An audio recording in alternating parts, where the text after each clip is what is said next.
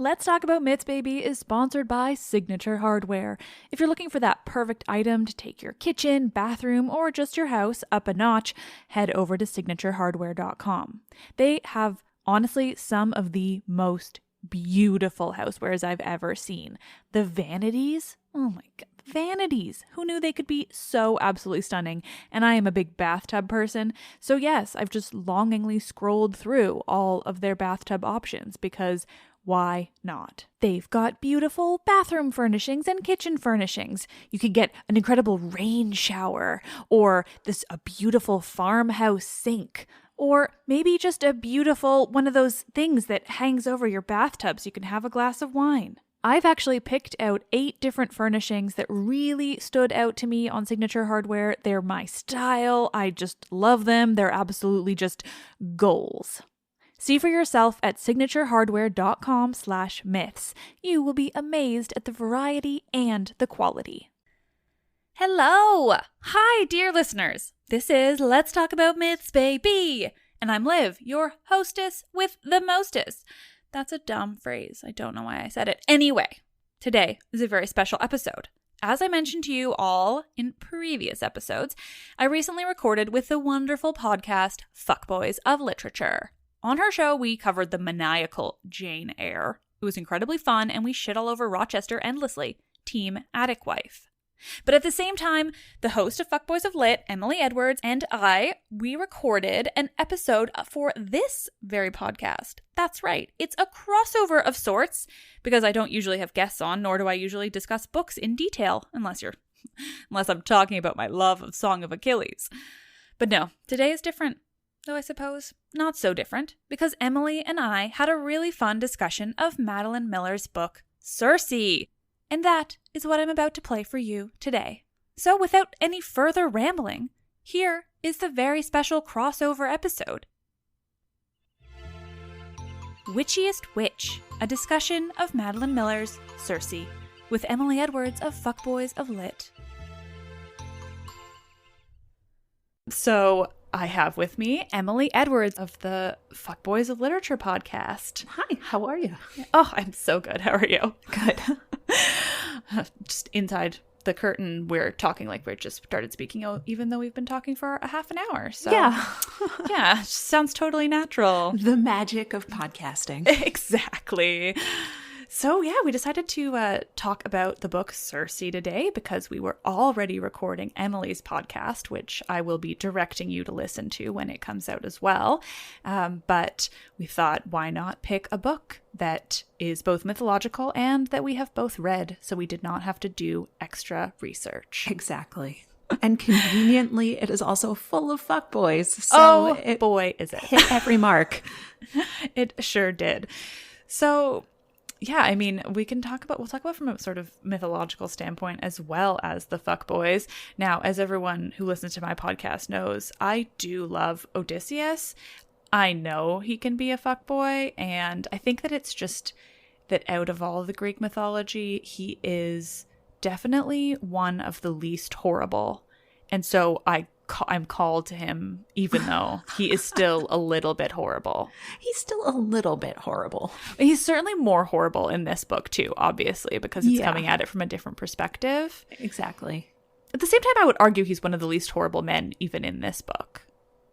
Accurate? I think so too. I think he has more than most men in especially ancient literature. He has and shows like genuine emotion towards people. And I think his driving force of eventually wanting to get back to his actual wife is a very redeeming aspect of him. Yeah, I mean, he's got his awful things, but yeah, he does just want to go home. Mm-hmm. He's just willing to get caught up with women along the way because they're there, and isn't that nice? I guess it's the culture, you know? It is. He was not the only one. He's actually out of the heroes, so-called, of the Trojan War. I think he does the least cheating on his wife. Oh. I don't honestly know. Like, was marriage like pretty fluid back then for men? Yeah, or for men. Okay, that's what I Yeah, definitely not for women. Don't be crazy. No. God. But there's always that nice little caveat in there. Oh, exactly. Everything men were allowed to do, women were not. That's the thing of ancient Greece. No, they're supposed to sit in front of their loom and weave for 35 years until their husbands show up. Exactly. Just weave and unweave as Penelope did, and then you're good. Exactly. And then you're fine. Yeah. Yeah, no, I think that they were pretty, I don't know that the women necessarily were told how open the men were, but I mean, certainly during the Trojan War, they were there for 10 years and they very openly all had concubines, they called them, just hanging out in their tents, whether captured or not. I think usually captured, but. Gotcha. Because that was one thing that I actually really did appreciate about Circe jumping straight to the end when she and, spoilers guys, like, and Penelope kind of like meet up. Penelope's just kind of like, oh, you're here. Okay. Yeah. I guess I have to accept this. And there is like a tension between them. And so they're just kind of like, yeah, this... we'll live with the shit he dealt us, and then just kind of go along with it. Yeah, just kind of, I mean, what more could they do, I guess? But I also think they probably both did acknowledge a bit of, well, you could be worse, so. Yeah, exactly. Oh, well, I guess if he had to cheat on me with someone and it was with you, that's all right. Could have been better. I like to think that if it had been Calypso who showed up, that maybe it wouldn't have been quite so nice. Because she seemed much more obnoxious and difficult to deal with than Circe. That's definitely true. And also, I'm, again, not like super well read on myths, but Calypso, I always got the impression that she imprisoned Odysseus as opposed to like it being him choosing or consenting to stay there. Yeah, I think the idea is that he kind of decided to stay at some point. Because, or at some point he was a willing participant, and then I think she just kept him on, or he was a willing participant until he wanted to go, and then she wouldn't let him. Something like that, where I don't think he was always not into it, but I think after, he was there for, what was it, 7-8 years or something, then he was like, okay. Time. Yeah, I think I'm done He was now. like, time to wrap this up, and she's like, no, I'm going to keep you. Exactly. And that's when things start to get morally dubious. Yeah.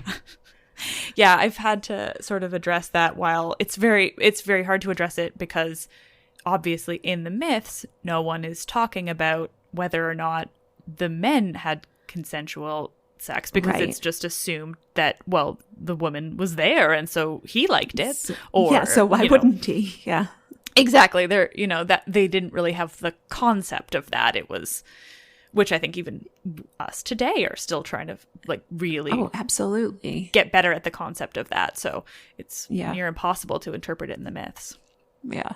Just 4,000 years of toxicity and mistaking people's actual emotions towards things. Exactly. Why can't we undo it in 2 years, guys? Yeah, especially because, everyone definitely wants to undo it. And there certainly isn't half the world, if not more, being awful about it. Mm-hmm. And loving the power structures of the whole thing. Exactly. Well, anyway, Circe. Yes, exactly. So, beyond just me yammering on about the Odyssey because I know it better, I really was interested in the Hermes aspect of the book. Me too. As her basically just having a boy toy, which was kind of fun. Yeah, Hermes has always been kind of like my favorite god, and I don't know what that says about me because he is kind of just like a meddlesome, like puckish character who just likes to poke people and get them in trouble. Absolutely. He's very fun, and he doesn't have a lot of stories that are about him. He's just always sort like of a tangential character. Exactly, like just having fun or just causing trouble. I couldn't even find any real proof that relationship existed in the myths. Like I think it probably was sort of maybe hinted at, and Madeline Miller just had fun with it. Gotcha. But and I could be wrong. As I've said on the podcast and out, it's very hard to find deep information about Circe, and I think because she was sort of a mysterious witch. Mm-hmm. But there's minimal myths about her. There's just sort of she's dropped into some versions. I didn't even realize she was part of the Medea myth until I found other versions that featured her more heavily. Oh, gotcha. Yeah, and I really enjoyed that part of the book too. I think that was one of my complaints where I actually think that could have been much longer. It seemed very sort of just as if it was sort of an afterthought. Yeah, that it might Medea have just been would show up. shoehorned in there. Yeah, I apologies, listeners who are all deeply, deeply obsessed with Circe, but I wanted it to be something else, I guess. I felt that it was a lot of individual short myths kind of sandwiched all together into a story. I actually found as soon as Odysseus showed up is when I was much more invested, because it became a more coherent narrative, I think. No, I think that makes sense. It felt to me like a picaresque novel where every chapter was just a different story strung together. Absolutely. Which doesn't super bother me. I actually really like that sort of narrative storytelling method. But I definitely agree that it hit its stride once she had a narrative or a story that took longer than, a couple thousand words to tell. Yeah, and I think that if those individual little stories hadn't been myths that I know, and then therefore somewhat distracted me with me going, was Circe really a part of this? Yeah. Or I think that I would have been able to appreciate it more. Like, I don't think it would have bothered me if I didn't have the familiarity that I do. No, that makes sense. Like, thankfully, I don't have a very, strong background in mythology. And honestly, I didn't know most of the myths coming up. Like, I didn't know, I'd even heard people talk about Prometheus, but I'd never really gotten to the nitty gritty of what he actually did. Like, I knew he was getting his eyes plucked out or his liver plucked out. But other than that, I didn't know what Prometheus had done in mythology. So to read that was very interesting and to get that perspective on it. But was Circe actually involved in the actual Prometheus myth as you knew it? That's another example of I'm not sure. That one I haven't dug into as deeply. I'd like to more. There's so much more on Prometheus that I haven't covered, so I don't want to say that I haven't found anything. I just haven't looked. That makes sense. Yeah, but I mean, from what I understood in the basic level, when I covered that story, I covered that story earlier in the podcast when I didn't do as heavy research as I do now. Gotcha. And as far as I understood it, I think it was Heracles who freed him. And he was sort of the only feature in it that I could really tell. Yeah.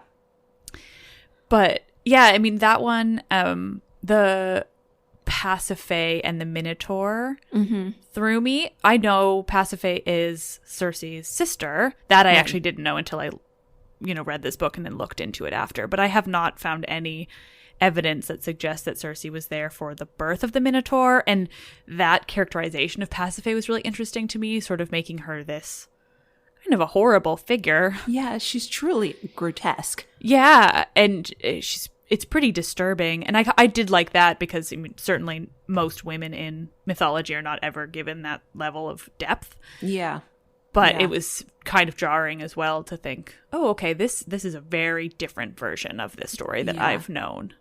Because so often in Greek mythology, women are just acted upon and they don't make choices or, make actions happen. So I had never heard of Glaucus, or I'm not sure if I'm pronouncing that correctly, and how he sort of came into existence, and the actual sort of pantheon of nymphs essentially made more sense to me on how demigods and other magical creatures or magical beings came to be, thanks to Madeline Miller's explanation, than they had ever really made sense to me previously.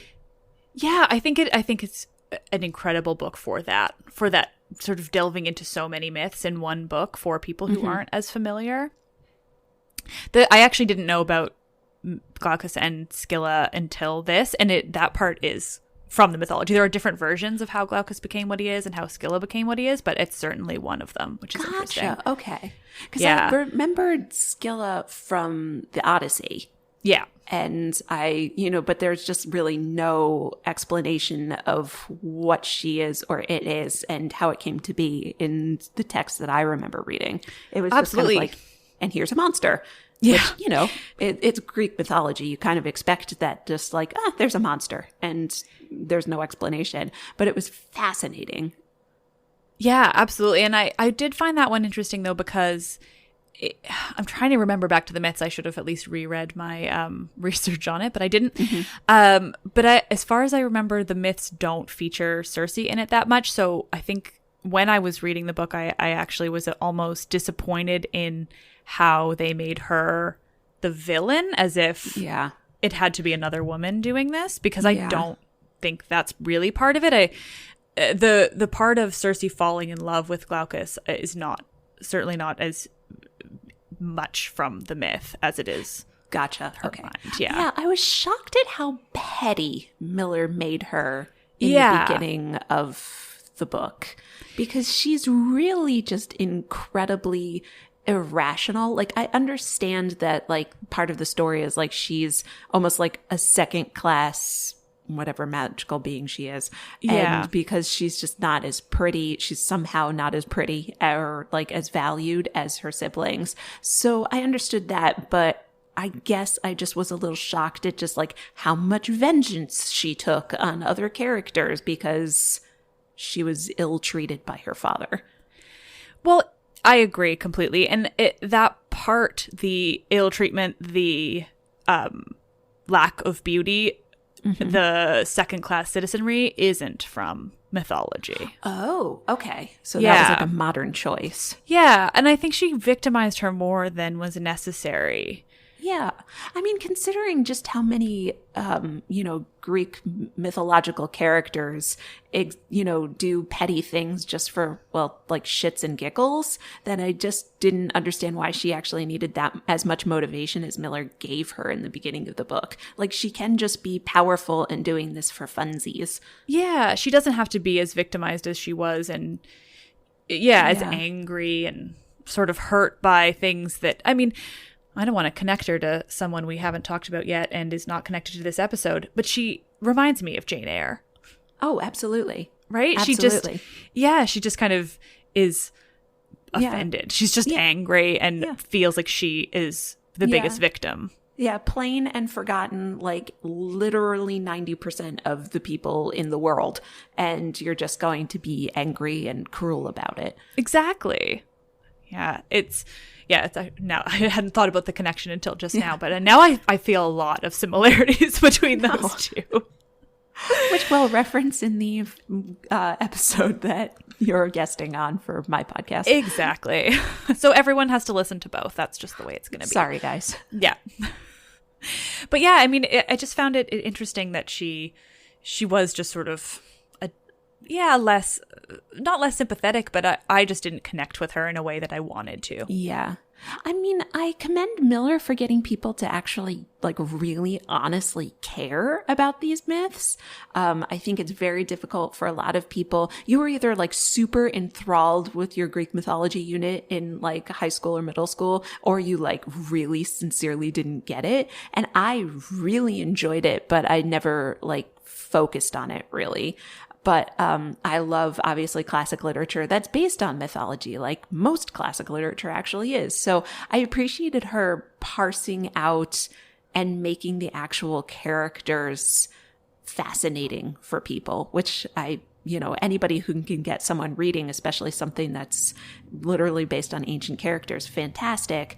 And I'm impressed at how many people are enjoying this character that's like a woman that's not, wronged in the sense that like a lot of female characters are on like Game of Thrones and things like that. She has a lot of power. She has a lot of agency and people really connect with it.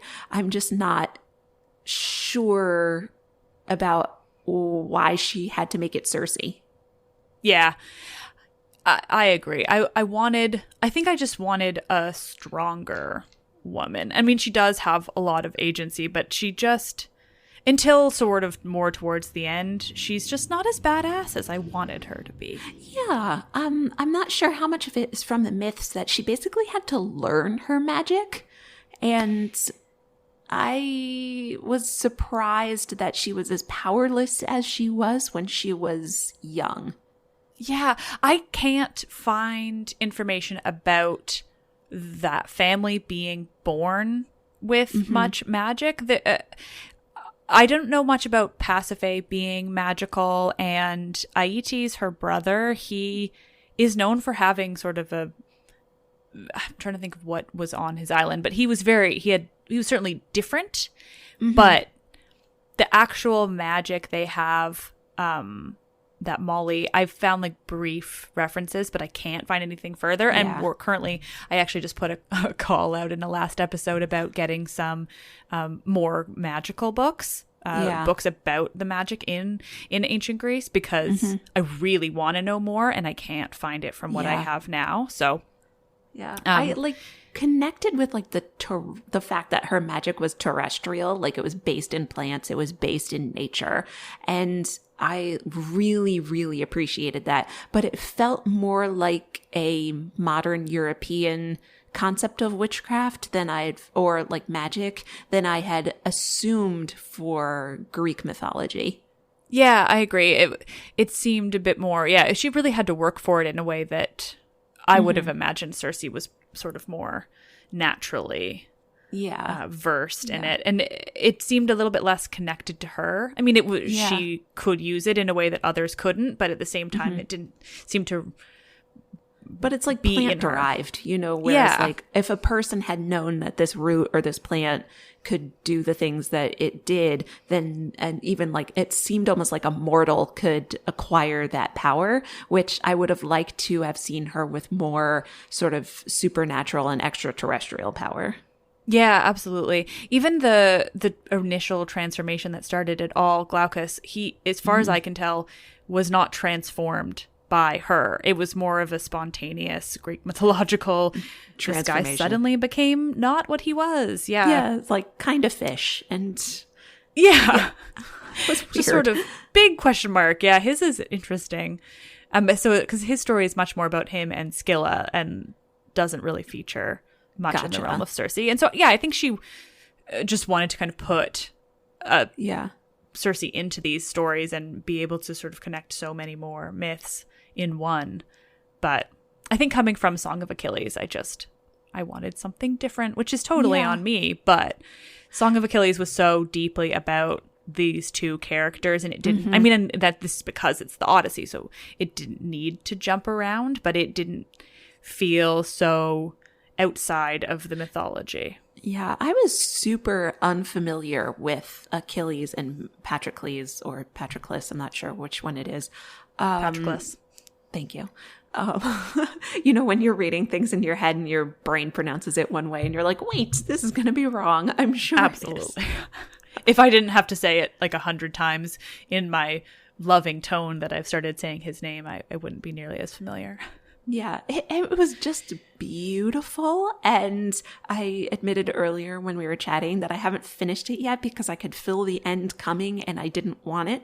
So I was checking my Kindle last night. I'm like 80% of the way through the book. And I'm like, nope, not going to finish that last 20%. I don't think I can handle it. I did that live in the podcast where I had read almost all of it and then had to finish it for the show. And because I felt the exact same way, because I know exactly what was going to happen. You can't hide it. It's the Iliad. Achilles dies. That's kind of his thing. And before that, Patroclus dies. And so you're like, oh my God, no, I just don't want to see that happen to this character I love so much, because you're just so in those characters' lives. Like from the first 10 pages I read of that book, I was just, oh my God, I couldn't believe I hadn't read it earlier. It's truly one of the best romance novels I've ever read in my life. Absolutely. Same. Without question. Yeah. It drew me into their relationship in a completely different way from most things I've read. Yeah. Like I have had to read a lot of Victorian romance for my podcast, and it just makes me so irrationally angry. And to have this romantic story was stunningly beautiful. Yeah, and I mean, I want more. Every moment of being in their lives and just feeling what Patroclus feels. You're like, oh my God, I just can't even handle this. Yeah. And just to the growing understanding of where he finds himself and where he knows he doesn't belong, I thought was just the absolute I wish more people did that with mythology because it's all about finding your place in the universe, and trying to explain what's happening in the world around you. And I just thought it was just stunningly done for two people who, weren't on the earth for that long. Yeah. Well, and the way that they make you feel for Achilles too, while not sugarcoating that he is shitty. Yeah. He's a total asshole. Yeah, but still, oh, did I ever love him after that? Mm-hmm. And I think what I love so much about that, and what I found a bit lacking in Circe, is that almost everything in that book is from the mythology, whether it be the Iliad or the surrounding mythology of the Trojan War and Achilles. But other than, they don't really explicitly point out that the two were together, even though it's pretty obvious because the words are always translated as beloved. So you're like, well, I think they were in love. Yeah. But aside from that, almost every plot point is from the mythology. And I think that's what I loved so much, is taking the real myth and making it into this most incredible, well-told love story. Anything that makes the subtext text and finally pulls it out, but accurately. We will point out, but accurately. I think is beautiful, and it helps move literature forward to being more inclusive. Absolutely. And I'll admit too, I have a problem with things that don't have that don't stick to accuracy. There's artistic choice and literary choice, and I just am bad at accepting that. I want, especially Greek mythological things, I want them to be right. And I complain about that a lot, often in movies, because there isn't a single movie that even remotely gets the myths right, even though the myths are amazing and they should have movies that are accurate. Yeah. But and so I want accuracy. And so I found myself, while reading Circe, just consistently questioning the accuracy. Not that I knew whether it was right or wrong, but it was all a question mark for me, and I wasn't as involved in the story as I wanted to be, because I was consistently like, could she really be in all these myths? Could that really happen? I don't know. I haven't heard that really before. Yeah. Exactly. And then not wanting to just go research it right away. And also, it's very hard with those smaller characters and smaller stories. Yeah. There's just not that much out there. Yeah. The one thing that I did remember from actually reading her in Greek myths was the turning men into pigs story. Yes. And I'm glad that they gave her some sort of motivation for doing that wasn't just spite for the hell of it. Yeah. Remind me, just because I've read the Odyssey so recently that I'm going to forget the book. So basically, all Odysseus and his men are stranded on her island, maybe accidentally. And then they come to attack her because they realize that it's only just one woman living on the island. And so she realizes what's about to happen. She's about to be sexually assaulted by a large group of men. And so she basically poisons their wine and turns them into pigs. Great. That's completely accurate. And that's what I love too. So I think that as soon as she got to the Odyssey, it was like, okay, let's just retell the Odyssey, but in a more fun way. But it was nice to have it from the actual victim perspective. Absolutely. That's what I mean. So that's what I like, is that she could make it sort of that well retold, but it was still accurate. Yeah. Which is what I liked about Song of Achilles, is that it could be that beautiful while still being right. Yeah. But yeah, I mean, Circe in the Odyssey she's a very sympathetic character, which is nice. She's been banished to this island and doesn't have a whole lot of interaction with anybody outside of Hermes, correct? And her lions, I guess, in this. But she does have those nymphs, but in Circe, she seems to hate them. Yeah. Man, I just like any lady who's living by herself with her cats. Absolutely. I mean, and what I like in the Odyssey is she, as far as I can tell, she's not banished there. It's much more of a choice, which I think I appreciate. It's just no, I just want to live on this island alone. Gotcha. It's okay, I totally get Circe, that. I liked the idea that she was always emotionally apart from her actual society, which is kind of like the text that they give her in the beginning of the book. And I was kind of ambivalent about the banishment. It seemed normal for, a group of gods to do, just be like, you're not allowed here anymore. So it seemed natural for the character, or a natural motivation for the plot point, but I didn't know that she wasn't actually like banished in the myths. She just kind of chose it, and her choosing to live alone on an island with her cats, it makes me like her a lot more. Yeah, that's what I think. And I mean, it's not to say that there isn't a version where she was banished. I just want to know all the versions all the time, but I don't ever want to but there are so many altered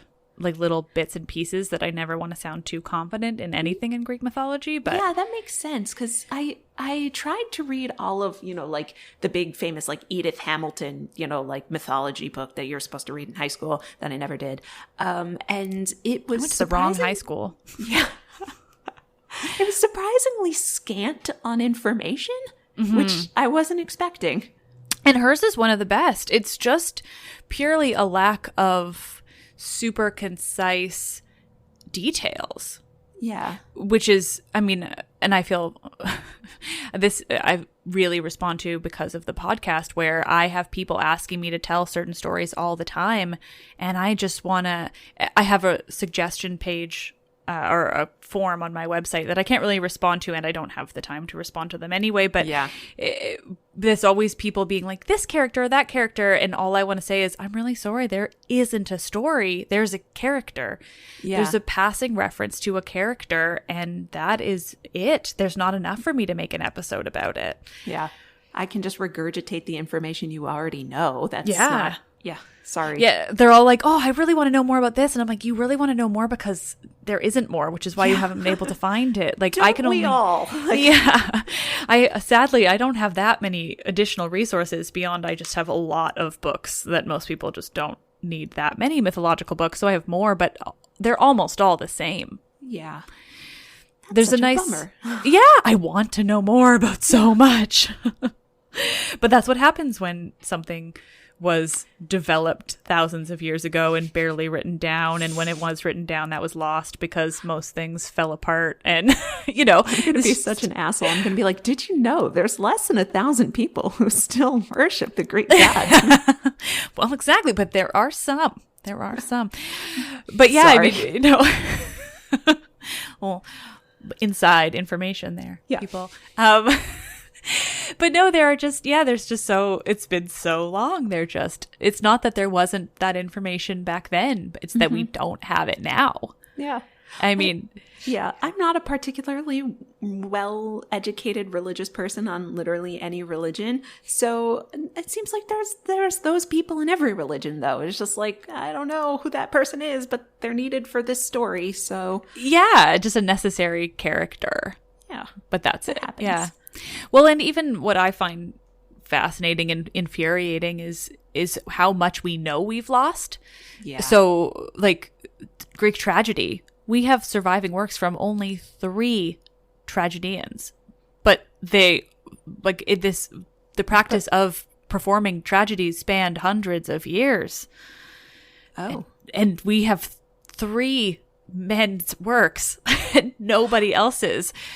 I don't think I'd ever gotten the context of the gravity of that. Yes, before. It's unbelievable. That's astounding. Yeah. I just thought those were the 3 you read because those are the 3 that had always been on syllabi for the last 100 years. No, we have a few fragments, I think, from other people, and we have fragments of dramas that those men wrote that we don't have the remaining works. But that's it. Names exist. You can walk through even just the ruins below the Acropolis. They've sort of housed a bunch of marble slabs and things, and there will be a slab that used to have the head of a Greek dramatist there. We don't know anything he wrote. We might even have names for works, but we don't have the works themselves. Or that's astounding. Absolutely. It's so infuriating, but just so interesting to think about. I mean, yeah. No, I had just assumed, again, because not super well educated in the classics, because I went to Rome a couple years ago, and I had just assumed that all that stuff was gone because, Napoleon took it and decided what was worthy and what wasn't, and just kind of went to the rest of it. And I thought it was much more modern of a culling than, it's ancient of a culling. Yeah, I mean, I don't know when it happened, but it's sort of, it doesn't exist now, regardless of who made a decision. But I mean, I think most of it is purely time. And because they wrote on often papyrus and it didn't last. Not all of it lasted. And so there's just so little we have. Or, they got lost, just a few hundred years ago because not enough people copied them, you know? Because it was all hand copying of things. And I don't know the full details. I haven't, or I forget what I learned in my Greek drama class. It was such a good class. But yeah, no, I mean, there are only 3 men and hundreds of years. And that's just drama. I mean, the same applies to comedy, but I think we have... Right. Slightly more. If we have more or less. Yeah, I mean, we only have one really famous comedy drama, or I guess he wouldn't be a dramatist, but anyway. I can't even think of a Greek comedy off the top of my head. Aristophanes is the only one I can think of off the top of my head. So he wrote The Frogs, which is, I think, the most famous. He wrote Lysistrata too, which is the one I've covered and the one that's more fun. I haven't actually read The Frogs, but he's known mostly for The Frogs in the Clouds. Gotcha. But I'm sure there are more. But yeah, I mean, even just the tragedies, they're so amazing. And you think, God, how many more were they? And what did they talk about? What myths did they talk about that maybe those myths are lost, or what local what was things? Valuable at that time period? Exactly. And so much of what they would write about it would be a myth, but it would be connected to what was going on politically at the time. And that's fascinating. And that is such a gut punch. I know. Really sincerely didn't know that. Yeah, I could think about it forever and just dwell forever on how much I want us to learn. That is such a loss. Yeah. I'm so upset right now. I'm sorry, I've ruined everything. But no, that's the thing. And you just think about that really specific example and then how much more we don't know. Yeah. And so I guess that brings me around to just the responsibility of when we read things that are very compelling, but based on mythology. I feel like we perhaps need to talk about Circe and Song of Achilles of this part is text, this part is not text. We need to be more responsible so it doesn't get necessarily rewritten or inaccurately rewritten. Yeah. That's how I feel. And maybe not everyone does because, things do change over time. But I think it's really interesting to still be really aware of what they believed and what they talked about back then, because it's just fascinating. Yeah. I'm not a moron. I know when I watch Clash of the Titans, that's not what happened, in the story. But not everyone does. That's the thing. Oh no. I mean, Clash of the Titans is an awful example. But in any of those movies, they're all so wrong and people just assume they're right. I mean, Disney's Hercules is a great and bad example of that. Yeah. I love talking about that movie with people, just as an aside, because whenever you talk about it, people just go, I love that movie. But James Woods is in it. I know! So many people send me GIFs of him all the time, and I'm like, I'm sorry, but now I can't enjoy Hades. I know maybe you don't ever see what he tweets, but I now can't enjoy Hades. Mm-hmm. I know. It's such a bummer. It's such a bummer. Just ruined. It's a great character. Worst. I'm trying to think back to Circe, because I read it too long ago now. Is it text that she ended up with... What's his name? Telemachus or Telemachus? God, did she end up with him? I think I blocked that out. Yeah. They end up being a couple at the end. Oh, I'm pretty sure that's not. Yeah. That felt a little bit squidgy and too convenient. Yeah. I think that's just another example of why I just so wanted that book to be different. I feel like I'm breaking the hearts of so many of my listeners now by saying all this. I'd made such a point of not saying it when I was just talking to myself. You've also changed my mind on it a little bit, because I enjoyed reading it while I was reading it.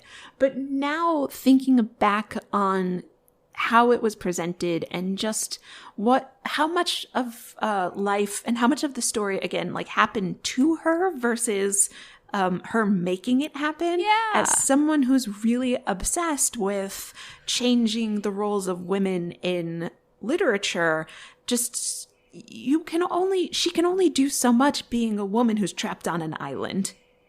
And I know there's no changing that in the mythology, but There could be, though, because she didn't need to be trapped. Like, as far as I know, she was never trapped. And yeah, I think it would so have been much a more. Totally different novel or modern novel if she had chosen to go to the island. Yeah. Yeah. Chosen to go, chosen to do all the things she did. Everything happened to her, you know, and maybe that was kind of a point she was making. I mean, she did take things upon herself at the very end, but I just wanted a stronger woman in mythology because I want that in most things I read is just stronger women, but especially in mythology. I just think that if you're going to write a modern novel about a woman in mythology and you're going to make her generally stronger than women were, like, why not make her a complete badass? Yeah. And to me, at the end, it always felt like when she essentially, hooks up with Telemachus and decides that they're going to be happily ever after on her island. And then Penelope kind of like moves in with them and just kind of accepts that this is, her son is basically taking up with her dead husband's ex-girlfriend. To me, I was just kind of like, wow, Penelope is the strongest person in this book. Yeah. And I'll stand by. I think Penelope is one of the strongest women in Greek mythology. I love Penelope, but and I'm now just like thinking back to, I think that I finished reading it and probably just closed it and went, ugh, because I knew I honestly didn't really want to finish reading it because I just was not as in it as I wanted to be. But having this podcast, I needed to. Yeah, obviously. I wonder if people go back and reread it or when it's turned into a show, if their emotions will change about it. That is why I've been hesitant to do exactly what we're doing, because I don't want to ruin it for anybody. I don't want to change their opinions if they form them themselves. Yeah. So we'll see. But at least you have someone being honest with you of just going like, well, now thinking back on it, that seemed a little bit funny.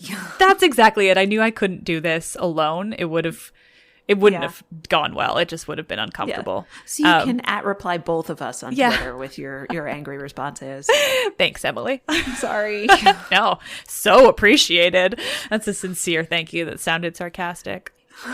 Yeah, it's much nicer to have somebody else to talk to about it when it comes to a book that everyone did love, and I respect everyone's right to love it. You love it for exactly whatever you want. These are my opinions on it and how I feel based on how I feel about women in everything. Because my husband actually read it first, and he was like, I found this book. I think you'll really like it. It's a sort of a retelling of the Odyssey from the viewpoint of Circe. And I was like, oh, that sounds really interesting. He's like, but just keep in mind, the actual, events of the actual Odyssey. And he's like, you're going to feel interesting things about this. So at least he knew that it wasn't perfect when he was recommending it to me.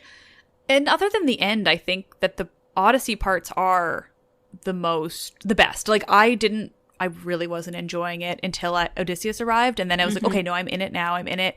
And then the end hit and I was like, oh, I'm out. And I feel awkward with that part just because it's been a long time since I finished the Odyssey. I've been reading it as I do the episodes because that's the easiest way for me to write. But I haven't actually finished it since university. So I could be totally wrong. And Circe could end up with Telemachus. But I don't remember that, and maybe I just don't, but we'll see. I can honestly tell you that it caught me off guard just simply from a storytelling perspective. Yeah. That it seemed more natural to me that she would just say like, and now I will just, stay on my island and stop kind of like getting involved with anybody. I think that's what I wanted her to do. Yeah. Just go back. Nope out. Yeah. Just be done. Like, no, this is my thing. I enjoy my lions and my island, and it can just stay like that. Yeah. Maybe I'll have Hermes stop by every once in a while when I'm feeling frustrated, Give me the hot gossip and call it a day. Like, I was kind of hoping that would be enough for her. Yeah. So we spent the last 45 minutes basically just, advocating for a room of your own with a couple cats. Guys, like, when in doubt, just invest in yourself for a little while. Well, exactly. Throw a dog in there if you like. Yeah, exactly. Just you, yourself, some pets. Hey, you know what? If it's good enough for gods to have pets, I think everybody should have them. Yeah, I wanted it to be different. Song of Achilles was so good. And then I found out she was writing about Circe, and I had such high hopes. Yeah. And I think that was definitely a part of it. I think I maybe would have appreciated Circe more if I hadn't so recently read Song of Achilles and so wanted it to be a badass, powerful witch doing everything she wanted to do all the time. I'd like to reread it and Song of Achilles just to get more of the detail and see how it was threaded together. Because it did sort of feel like I'm on an island and I woke up one morning and this happened. And it didn't seem like the connections were as drawn as I wanted them to be. Yeah, that's the thing. It felt more contrived to me, more forced. I'm curious to see obviously now having lived in Hollywood for a very long time and, being the consumer of movies, obviously they're going to change things for the screen. So I'm really curious to see what they're going to change. Yeah. I really hope. I think that because it's based on a book, it should end up in better shape than most other mythological movies. True. Because my kingdom for a good mythological movie. Yeah. They don't exist. Hopefully Madeline Miller signed a contract where she has a lot of creative control. Yeah, I really hope she had that kind of clout. I wonder, but I hope. Thank you so much for talking with me about Circe, and I would like to apologize again if I have burst anyone's bubble about this book, but I didn't do it alone. Thank you so much for having me. I'm happy to join you as a comrade in arms of going, okay, think it over again. Maybe a reread. I so rarely do these, or I guess this is technically the first that's really an episode of my podcast where we're just talking about something with another person, and that's lovely. Well, I really appreciate you having me. It's been really fun. Great. Well, thank you. And everyone, please go listen to Fuckboys of Literature. Also because it has the word fuck in it in the title. So you know that I like it. And where can everyone find you? I am on Twitter under two names. Obviously, you can follow us on Fuckboys of Lit. That's BOIS. Or my personal Twitter, which is at Ms. Emily Edwards. Wonderful. So everyone go follow and go listen to that podcast. And know that I will be on an episode as well, which probably will come out at a similar time to this one. So head right over and listen to me rant about Jane Eyre.